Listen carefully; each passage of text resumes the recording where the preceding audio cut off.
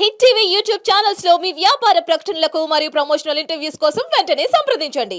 ఓం నమః శివాయ. ఓం నమో నారాయణాయ. నరదృష్టి కర్మ నివారణ, సంచిత కర్మ, ప్రారబ్ధ కర్మ, ఆగమిక కర్మ, దగ్ధ నివారణ, తులాభార కాల భైరవాయ నమో నమః.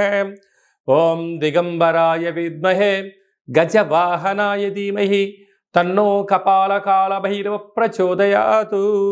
ఓం ఇంద్రాణీ శక్తిదేవ్యై నమోస్తుతే. హరి ఓం. మా ఛానల్కి స్వాగతం. చూస్తున్న వీక్షకులకు, ప్రేక్షకులకు, ప్రియ కాళ భైరవ భగవద్బంధులకి స్వాగతం పలుకుతూ, మమ్మల్ని ఎంతగానో ఆదరిస్తూ ఉండబడినటువంటి ప్రియ సోదర సోదరీమణులకు, సనాతన ధర్మ సంరక్షకులకు, వీక్షకులకు, జ్యోతిష్య అభిమానులకు అందరికీ స్వాగతం పలుకుతూ, అందరికీ జంధ్యాల పండుగ శుభాకాంక్షలు, రక్షాబంధన్ శుభాకాంక్షలు, అట్లనే కృష్ణ పరమాత్ముని కృష్ణాష్టమి జయంతి పండుగ శుభాకాంక్షలు. 16/8/2024 నుండి 31/8/2024 వరకు పుట్టినటువంటి వారందరికీ కూడా ముందస్తుగా జన్మదిన శుభాకాంక్షలు. గతంలో వివాహం చేసుకున్న వారికి వివాహ వార్షికోత్సవ శుభాకాంక్షలు. ద్వాదశ రాశుల్లో గ్రహ గమనాల్ని ఒకసారి పరిశీలన చేద్దాం. వృషభ రాశిలో కుజ భగవానుడు మరియు గురు సంచార స్థితి.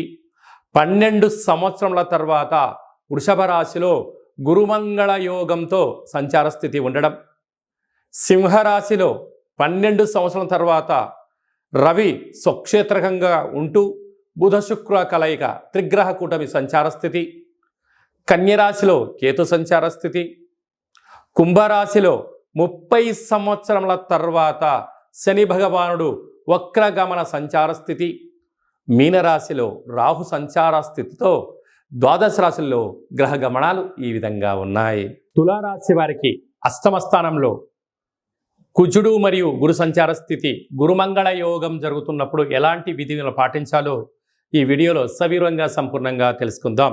తులారాశిలో ఏ నక్షత్రాలు వస్తాయనగా చిత్తా నక్షత్రంలోని 3వ పాదం, 4వ పాదం, స్వాతి నక్షత్రంలోని 4 పాదాలు, విశాఖ నక్షత్రంలోని 1, 2, 3 పాదములు కలిపితే తులారాశి అవ్వడం జరుగుతుంది. చాలామందికి పుట్టినటువంటి కాల సమయంలో డేటా ఆఫ్ బర్త్లు లేనటువంటి కారణం వలన పేరు యొక్క మొదటి అక్షరాన్ని అనుసరిస్తూ రాశిని తెలుసుకునే ప్రయత్నం చేద్దాం. రా, రీ, శ్రీ, రు, రే, రో, తా, తి, తు, తే అక్షరాల వారందరూ కూడా తులారాశి జాతకులే. తులారాశి యొక్క అధిపతి శుక్ర భగవానుడు.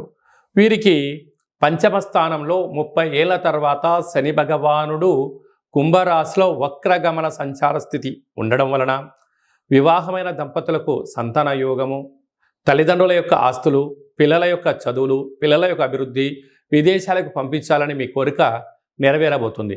కాకపోతే స్వల్పమైన ఆటంకాలు ఉండడం కారణం చేత మీ యొక్క జన్మ నక్షత్రం రోజున మీ యొక్క పూర్ణిమ తిథి యందు, అష్టమి తిథి యందు మీ వ్యక్తిగతమైనటువంటి పనులను వాయిదా వేసుకోవడము ఉత్తమోత్తంగా భావించగలగాలి.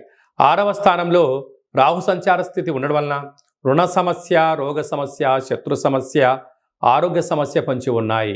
సీజనల్గా వచ్చే వ్యాధులు ఇబ్బందిని గురి చేసే పరిస్థితి ఉంటుంది. తస్మాత్ జాగ్రత్త.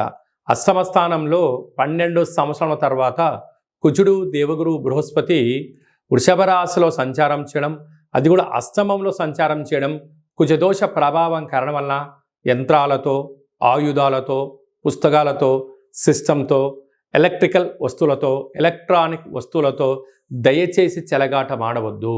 ప్రమాదాలు పొంచి ఉన్నాయి.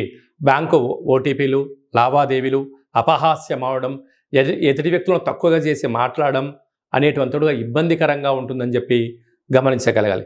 అలాగనే ఏడాది తర్వాత రవి భగవానుడు సింహరాశిలో స్వక్షేత్రకంగా ఉంటూ అక్కడే బుధుడు కలిసి ఉండడం, బుధాదిత్య రాజయోగ కారణం వలన మీరు ప్రమోషన్స్ రావడం, బ్యాంకు నుంచి లావాదేవీలు, స్థిరాస్తులు, చరాస్తులు మీ సొంతం అవుతున్నాయి.